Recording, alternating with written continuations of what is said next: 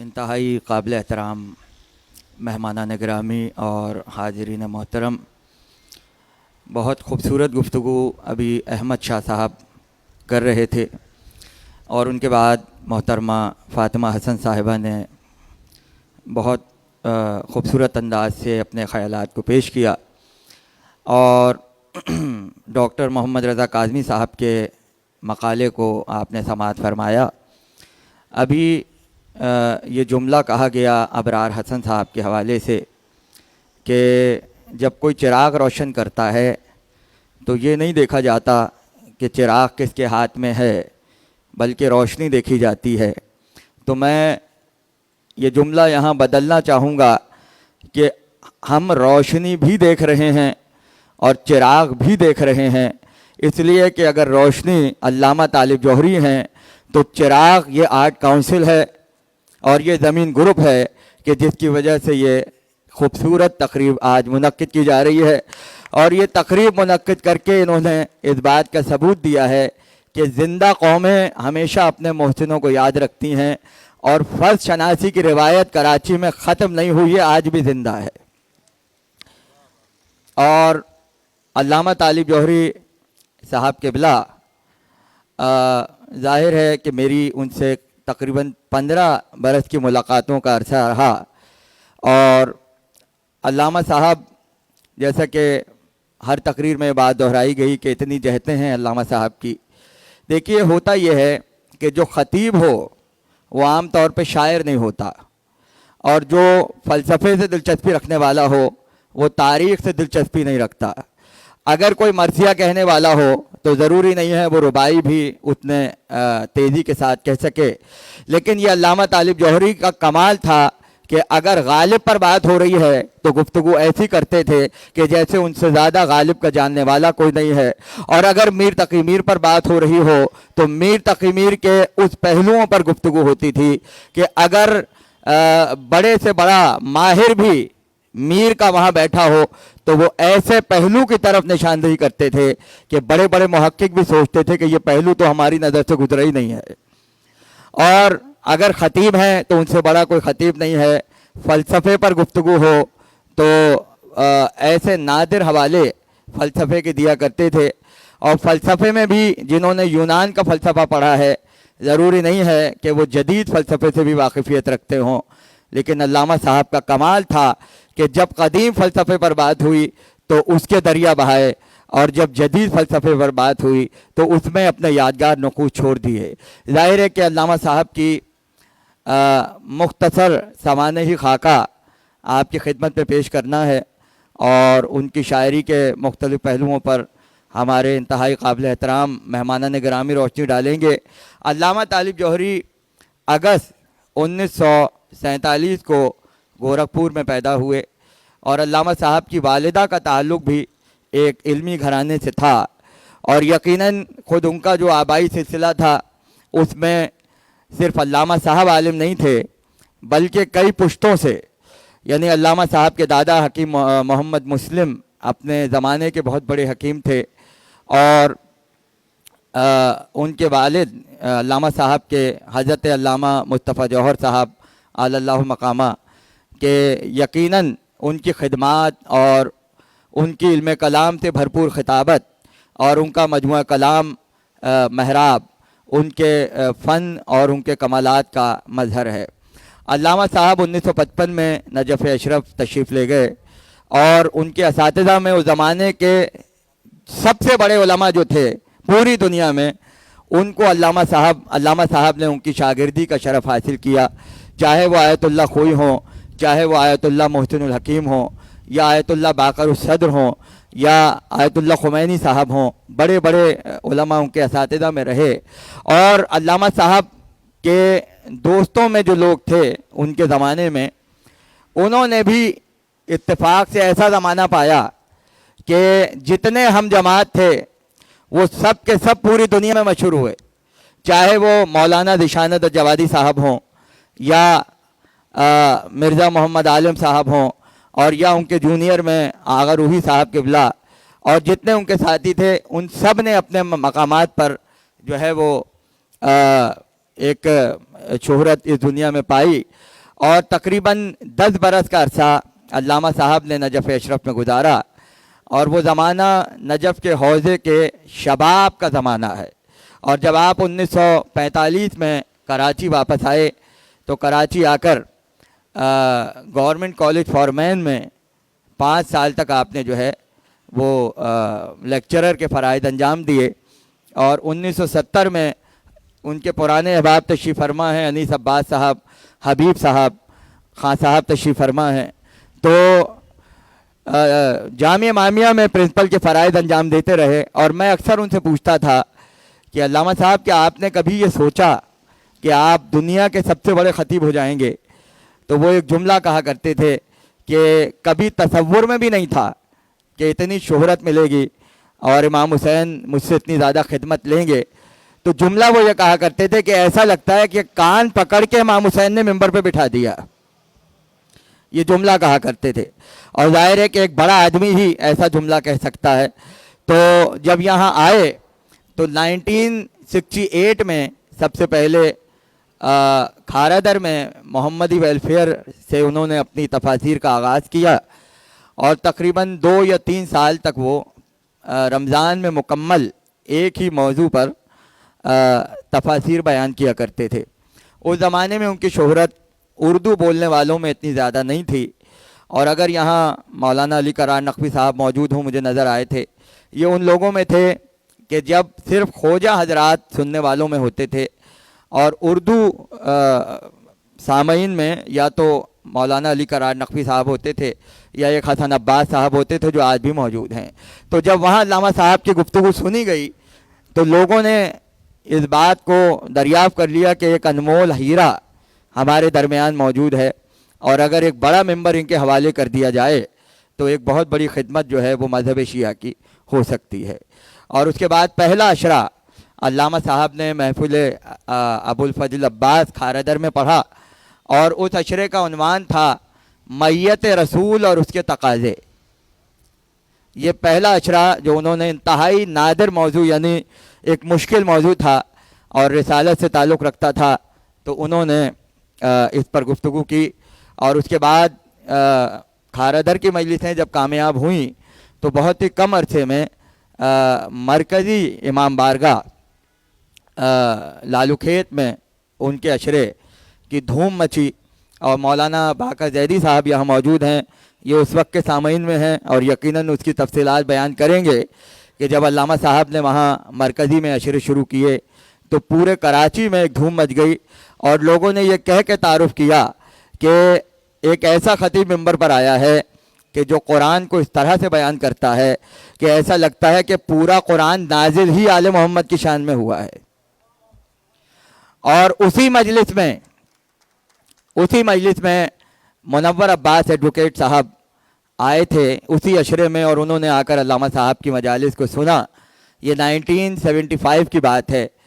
तो जब 3-4 मजलिसें उन्होंने सुनी, ये मौलाना अली करार नकवी साहब तशरीफ़ फरमा, अभी मैं इन्हीं का तज़किरा कर रहा था।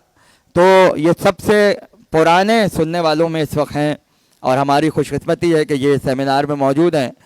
तो जब 1975 में उनकी मजालिस सुनी मुनव्वर अब्बास साहब ने, क्योंकि वो नश्ता पार्क के इंतज़ामिया के रुकन थे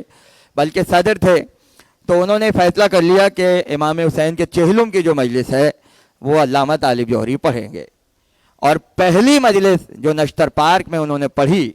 वो इमाम हुसैन के चहलुम की सन 1975 में पढ़ी।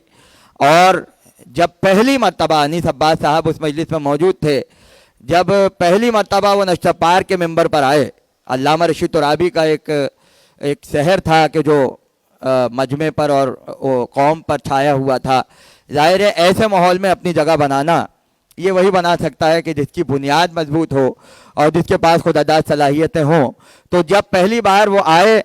तो मैंने उनसे एक दिन पूछा कि जब पहले दिन आप मेंबर पर आए थे और तशरीफ़ फरमा हुए थे तो आपके तासुरात क्या थे, आपने क्या महसूस किया? तो उन्होंने एक जुमला कहा, कहने लगे ऐसा लगा कि जैसे किसी ने बाजू को पकड़ा है और मेंबर पर बिठा दिया है और ये कहा है कि जो मुंह में आ रहा है बोलते चले जाओ। ये उनके अल्फाज थे। और वो तकरीर इतनी मशहूर हुई कि उस तकरीर की बुनियाद पर यह तय कर लिया गया कि अगले साल का अशरा अल्लामा तालिब जौहरी पढ़ेंगे। और उसके बाद उन्होंने 1976 से नश्तर पार्क में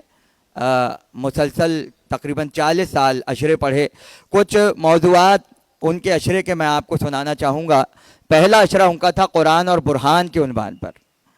कुरान और बुरहान, और ये 1976 का अशरा है और मेरे पास मौजूद है। उसके बाद मुसलसल उनके उन्वानात थे शरीयत और रिसालत, हिदायत और दीन हक़, इस्लाम और मीज़ान अक़ीदा और अमल, इत्तिबाए रसूल, किताब और सुन्नत, क़ानून इलाही का तसलसल, इल्म और अक़ीदा, इस्लाम और गैर इस्लाम, इस्लाम और उसके रहनुमा, कलिमा तैयबा और अमल साले, हयात दुनिया और दार आखिरत, कुरान और सिरात मुस्तकीम, दीन और शरीयत की अक़ली ताबीर, कुरान और किरदार बशर, निज़ाम हयात इंसानी, इंसान मुआसिर और कुरान, तहज़ीब नफ्स और तहज़ीब हाजिर, आलमी मुआशरा और कुरान, हयात कायनात का उलूही तसव्वुर, इंसानियत का उलूही मंशूर, असास आदमियत और कुरान, मीरास अक़ल और वही इलाही। मुसलसल अशरे पढ़ते रहे। और कमाल ये है कि जब 80 की दहाई में फ़हमुल कुरान जनरल ज़िया हक़ के ज़माने में शुरू किया गया और ये कहा गया कि एक ऐसा मजहबी प्रोग्राम कि जो मजहबी ना हो बल्कि बैनुल अक़वामी हो और न्यूट्रल सतह का प्रोग्राम हो, कि अगर ईसाई भी हों तो वो भी सुने, हिंदू हों तो वो भी सुने, तो प्रोग्राम का माहौल ऐसा रखा जाए कि जिसमें मजहबी तासुब नज़र ना आए। तो इसलिए उस प्रोग्राम में ऐसे मुक़र्रिरीन को दावत दी गई कि जो बैनुल अक़वामी सतह पर कुरान पर बात कर सकें। तो पहला प्रोग्राम सैयद रज़ी मुज्तहिद साहब का हुआ था और उसके बाद जब अल्लामा तालिब जौहरी आए तो 73 प्रोग्राम फ़हमुल कुरान के उन्होंने रिकॉर्ड करवाए। और इन प्रोग्रामों के मौज़ूआत वो थे कि रोज़मर्रा जो ज़रूरियात हैं इंसान की, यानी तिजारत है या हमदे इलाही है या मीज़ान है, किताब है, रूह है, नफ्स है, इन तमाम मौज़ूआत को उन्होंने फ़हमुल कुरान का उन्वान करार दिया। और एक अजीब वाक़या जो मैं ज़ुल्फ़िकार नक़वी साहब के हवाले से सुनाना चाहूँगा, जो डायरेक्टर थे उस प्रोग्राम के, और उसकी तस्दीक के लिए हैदर इमाम रिज़वी साहब आज भी मौजूद हैं। एक दिन अल्लामा साहब ने प्रोग्राम रिकॉर्ड कराया फ़हमुल कुरान का और हस्बे दस्तूर वो रिकॉर्डिंग के बाद दफ्तर में आए, चाय के लिए बैठा करते थे। तो काफ़ी देर जब हो गई तो डायरेक्टर भागे हुए आए और उन्होंने कहा कि क़िबला टेक्निकल ख़राबी की वजह से पूरा प्रोग्राम सही तरह रिकॉर्ड नहीं हो पाया है, तो आपको ज़हमत होगी कि एक मरतबा दोबारा प्रोग्राम रिकॉर्ड करा दें। अल्लामा साहब ने कहा कोई मसला नहीं है। आए और आकर कहते ये हैं कि वही मौजू था, वही आयत थी, और जब उन्होंने प्रोग्राम रिकॉर्ड कराया तो पिछले प्रोग्राम का एक लफ्ज़ भी उस प्रोग्राम में नहीं था, एक लफ्ज़ भी उस प्रोग्राम में नहीं था। और कमाल ये है कि जब वो तफसीर करते हुए इंतहाई नए रुख से गुफ्तगू करते थे और अक्सर कुछ बातें समझाने के लिए उर्दू अदब का सहारा लेते थे, तो एक प्रोग्राम में वो तिजारत के मौजू पर गुफ्तगू कर रहे थे। तो गुफ्तगू करते करते उन्होंने कहा कि कसब जो है, कमाई, कसब जो है वो सिर्फ दौलत के लिए नहीं आता, ये लफ्ज़ पैसा कमाने ही के लिए कसब का लफ्ज़ नहीं आता, बल्कि औलाद को भी कमाई कहा जाता है। तो इस बात को समझाने के लिए जो दलील उन्होंने दी उसमें मीर अनीस का मिसरा पढ़ा और कहा अब्बास फातिमा की कमाई से होशियार। तो बताया कि यहाँ कमाई से मुराद इमाम हुसैन है और कमाई सिर्फ दौलत की नहीं होती बल्कि औलाद के लिए भी कमाई का लफ्ज़ आता है। और इन तमाम चीज़ों से हटकर जो अजीब, यानी अल्लामा रशीद तुराबी साहब क़िबला के सुनने वाले इस मजमे में मौजूद हैं। तुराबी साहब उन लोगों में थे कि जिन्होंने मुसलसल अल्लामा इक़बाल को, गालिब को, मौलाना रूम को और अनीस को अपनी मजालिसों में पेश किया और मजमे के जहन बनाया कि अदब जो है वो मज़हब में किस तरह समा जाता है। लेकिन जब अल्लामा तालिब जौहरी आए तो उन्होंने ये तय कर लिया कि हम अपनी मजलिसों में शेर नहीं पढ़ेंगे, और यकीनन बहुत कम अफराद होंगे जिन्होंने उनकी तकरीर में कोई शेर सुना हो या बंद सुना हो। लेकिन कमाल है कि जब पढ़ते थे कोई शेर بہت کم اشعار پڑھے ہیں، لیکن جب پڑھتے تھے تو اس میں ایک ایسی جہت لے کر آتے تھے کہ سننے والے حیران ہو جاتے تھے۔ کافر ہے، کافر ہے تو شمشیر پہ کرتا ہے بھروسہ، اور مومن ہے تو بے تیغ بھی لڑتا ہے سپاہی۔ اب ہمیں نہیں پتہ کہ اس شعر کو پڑھنے والے کس تناظر میں اس شعر کو دیکھتے ہیں، لیکن جب انہوں نے شام غریبہ کی مجلس میں حضرت علی کا جنگ خندق کا وہ واقعہ پڑھا کہ جب عمرو ابن عبدود آپ کی سینے پر سوار ہو گیا اور آپ کے چہرے پر تھوکا اپنا لعاب، تو آپ نے جو ہے وہ تلوار چھوڑ دی۔ یہ پورا واقعہ انہوں نے پڑھا، اور پڑھنے کے بعد کہا کہ قاتل کافر کے ہاتھ میں تلوار تھی اور امیر المومنین کے ہاتھ خالی تھے۔ میں تفصیل میں نہیں جا رہا، میں نے صرف اشارہ کیا ہے، واقعہ مشہور ہے۔ تو اس منزل پر آ کر انہوں نے کہا کہ اقبال کے ذہن میں شاید یہی واقعہ تھا کہ قاتل کے کافر کے ہاتھ میں تلوار ہے اور علی کے ہاتھ میں نہیں ہے۔ تو اس واقعے کے تناظر میں اقبال نے کہا کہ کافر ہو تو تلوار پہ کرتا ہے بھروسہ، اور مومن ہو تو بے تیغ بھی لڑتا ہے سپاہی۔ اور جنہوں نے علامہ رشید ترابی صاحب کے سجدے کے عنوان پہ مجلس سنی ہے، تو اس میں ایک باریکی جو انہوں نے نکالی تھی پہلی مرتبہ ممبر سے، کہ جن آیتوں پہ سجدہ واجب ہوتا ہے، جن کو سن کے آپ کا فوراً سجدے میں جانا واجب ہے، وہ آیتیں مجلس میں نہیں پڑھی جا سکتی، اس لیے کہ اگر پڑھ دی تو خطیب پہ بھی سجدہ واجب ہے اور جو سن رہے ہیں ان پہ بھی سجدہ واجب ہے۔ اس لیے انہوں نے ایک فکر یہ پیش کی کہ اگر سجدے کی آیت کا ایک لفظ چھوڑ دیا جائے تو آیت پہ سجدہ واجب نہیں ہوتا، اور بتلایا کہ اگر سجدے کی آیت کا ترجمہ پڑھا جائے تو صرف ترجمہ پڑھنے پہ سجدہ واجب نہیں ہوتا۔ لہٰذا انہوں نے سورہ فجر کی آخری آیت پڑھی اور جملہ کہا کہ اگر ایک لفظ پڑھ دوں جو چھوڑ دیا ہے آیت کا تو سجدہ واجب ہو جائے گا، اس لیے پوری آیت نہیں پڑھی۔ یہ خطابت میں ایک نیا انداز تھا۔ اچھا، فقہ جعفریہ میں شعر پڑھنے سے روزہ مکروہ ہو جاتا ہے، اور علامہ طالب جوہری 21 رمضان کی مجلس پڑھ رہے تھے حضرت علی کی شہادت کی، تو ایک موقع ایسا آیا کہ وہ سراج منیر کی تشریح کر رہے تھے، اور تشریح کرتے کرتے انہوں نے کہا کہ چراغ جو ہے وہ صرف روشنی دینے والا چراغ نہیں ہوتا، بلکہ بیٹے کو بھی چراغ کہا جاتا ہے۔ اب توجہ کیجئے گا، بہت اہم آپ کی خدمت میں نقطہ پیش کر رہا ہوں کہ ترابی صاحب نے ایک لفظ چھوڑا تاکہ سجدہ واجب نہ ہو جائے، اور شعر میں یہ ہے کہ روزے میں شعر پڑھ دیا تو روزہ مکروہ ہو جاتا ہے۔ تو جو شعر کی تعریف سمجھتا ہو وہ ان باریکیوں کو سمجھ سکتا ہے کہ شعر دو مصرے ملتے ہیں تو شعر کہلاتا ہے، ایک مصرع ہوگا تو شعر نہیں کہلائے گا۔ تو سراج منیر کی تعریف کرتے ہوئے انہوں نے کہا کہ سراج بیٹا بھی ہوتا ہے، اس لیے کہا گیا اس گھر کو آگ لگ گئی گھر کے چراغ سے، اور فوراً کہا کہ دوسرا مصرع نہیں پڑھوں گا اس لیے کہ روزہ مکروہ ہونے کا خطرہ ہو جاتا ہے۔ گویا بتلا دیا کہ پورے دو مصرے پڑھنے سے روزہ مکروہ ہوگا،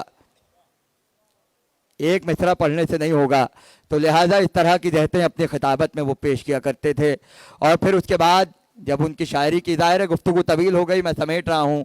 جب شاعری کی بات آئے گی تو علامہ صاحب نے مرثیہ کہا تو ایسا کہا کہ مرثیہ نگاری کی تاریخ میں ایسا مرثیہ نہیں ہے۔ اور ایک دن جب وجود باری کے موضوع پہ بات ہو رہی تھی ان کے مرثیے کی، تو کسی نے کہا کہ مرزا دبیر کے بیٹے نے بھی مرثیہ کہا ہے، اور یہ پہلا موضوع نہیں ہے جو علامہ صاحب نے کہا۔ تو کہنے لگے کہ میاں وہ مرثیہ توحید کے موضوع پر ہے اور یہ وجود باری کے موضوع پر ہے، توحید اور ہے، وجود باری اور ہے۔ اور پھر کوئی کراچی کا شاعر ایسا نہیں تھا جس سے ان کے قریبی مراسم نہ ہو۔ اور فراست صاحب روشنی ڈالیں گے کہ جو صاحب ان کے قصیدوں کی بہت تعریف کرتے تھے،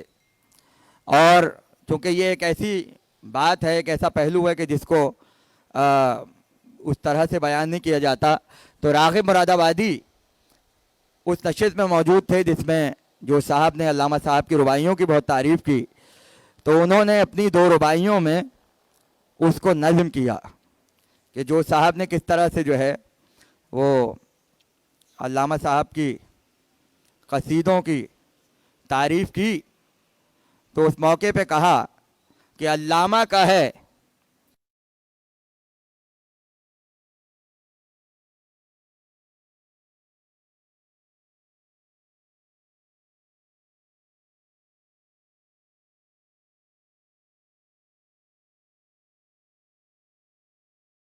आरज़ू में मैं था, अल्लामा ने जब कसीदा बेमिसल पढ़ा, अल्लामा तालिब हैं शायर भी यकता, ये हज़रत जोश ने बिल ऐलान कहा।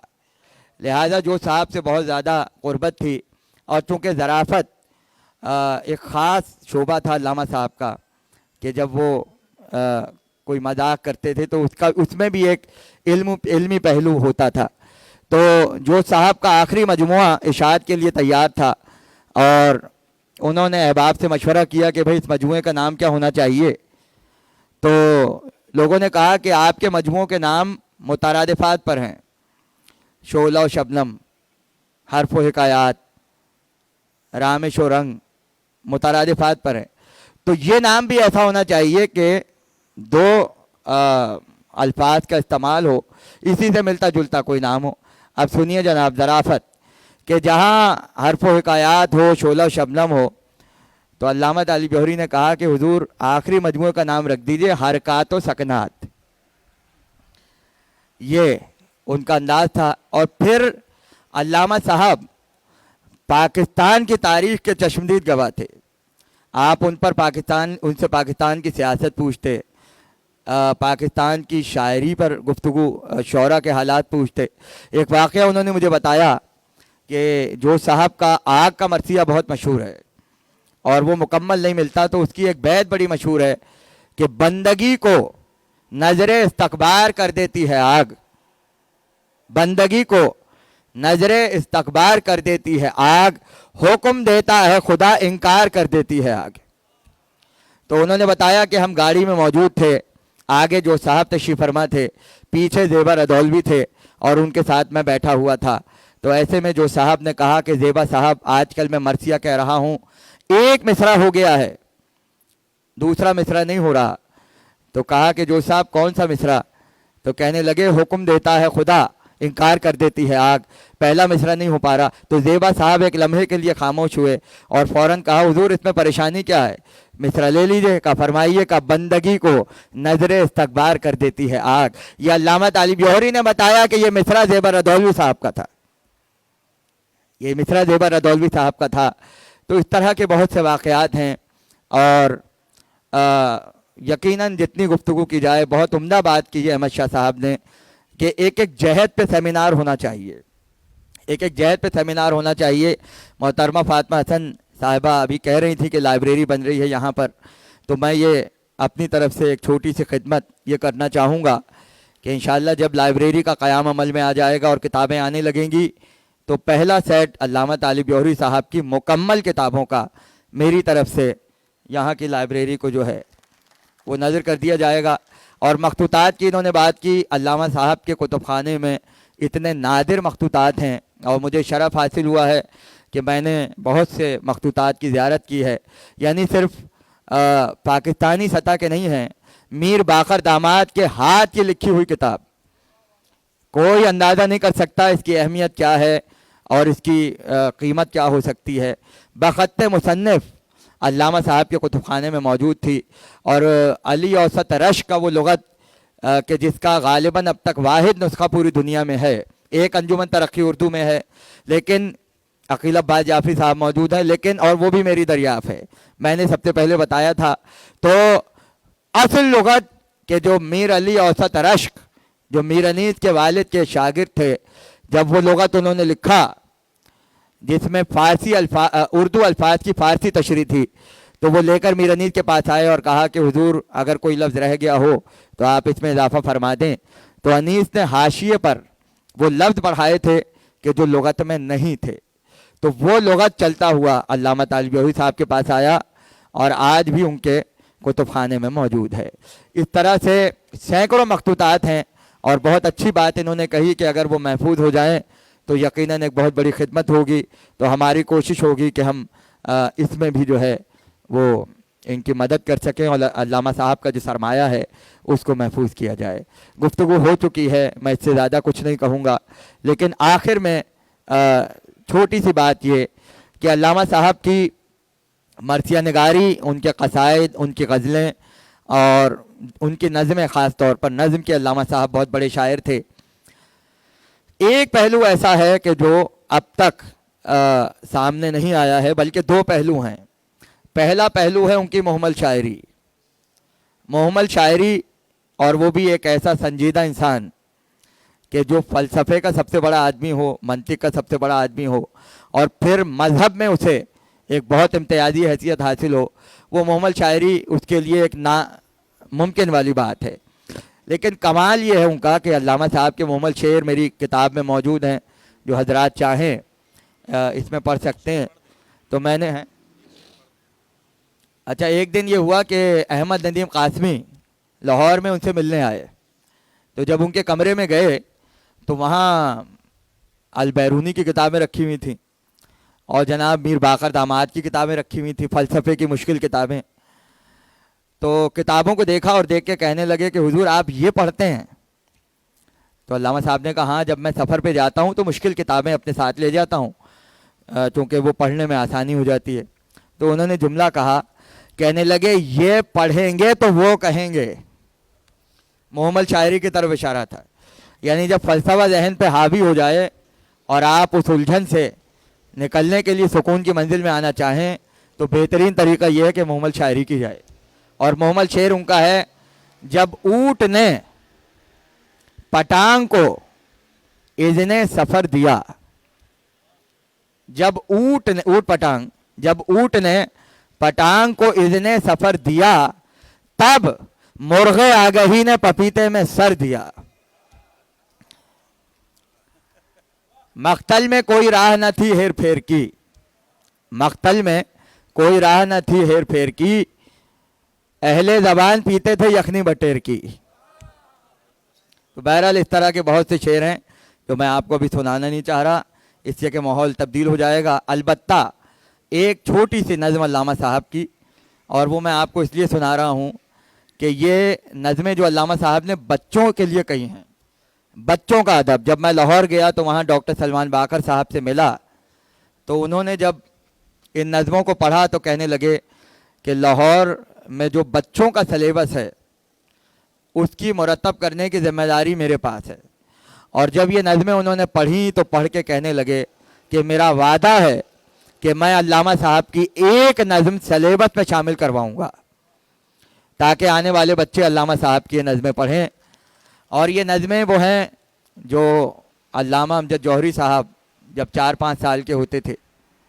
اور ان کی دختران علامہ صاحب کی، تو فی البدی جب اپنی مصروفیات سے فارغ ہو کر کمرے میں آتے تھے اور بچوں کے درمیان رہتے تھے، تو یہ فی البدی نظمیں ہیں، 10-12 نظمیں ہیں تقریباً، اور یہ فی البدی نظمیں جو اس وقت بستر پہ کہتے جاتے تھے اور جو بچے ہیں وہ ڈائری میں لکھتے جاتے تھے، اس میں کوئی وقفہ نہیں ہوتا تھا۔ تو اس میں ایک نظم ہے خالہ بلی کے موضوع پر، اور آپ یہ دیکھیں کہ جب ایک عالم انتہائی مشکل سطح سے نکل کے بچوں کی سطح پر آتا ہے اور بچوں کے لیے شاعری کرتا ہے تو کتنا مشکل ہو جاتا ہے، اس لیے کہ مشکل شعر کہنا آسان ہے اور بچوں کے لیے شعر کہنا مشکل ہے۔ لو سنو داستان بلی کی، لو سنو داستان بلی کی، وہ پڑوسن تھی شیخ چلی کی، موٹی موٹی تھی اور کالی تھی، ایک حویلی کی رہنے والی تھی، وہ حویلی بڑی بھیانک تھی، اس پہ چھائی ہوئی تھی تنہائی، نہ تھا کھانے کو کچھ نہ پینے کو، آسرا تھا نہ کوئی جینے کو، اس حویلی میں یہ اکیلی ذات کاٹتی تھی اداسیوں کی رات، جب بہت بھوک اسے ستاتی تھی تب حویلی سے باہر آتی تھی، گھومتی تھی چھتوں پر آنگن میں، ڈال دیتی تھی منہ کو برتن میں، جو بھی ملتا تھا اس کو کھاتی تھی اور حویلی کو واپس آتی تھی۔ ایک دن جب کہ اس کو کچھ نہ ملا، شیخ چلی کے گھر میں جا جھانکا، شیخ چلی کی مرغیاں دیکھیں کڑکڑاتی یہاں وہاں دیکھیں، بھوک چمکی جو خوب بلی کی، مرغیاں کھائیں شیخ چلی کی، بیٹھ کر وہ بلار کرنے لگی، اپنے در کو نہار کرنے لگی، پڑ گئی شیخ کی جو اس پہ نظر، دوڑا ڈنڈے کو ہاتھ میں لے کر، وہ چھپی جا کے ایک بچھونے میں، پھر بچھونے سے ایک کونے میں، آخرت شیر نے بہرحال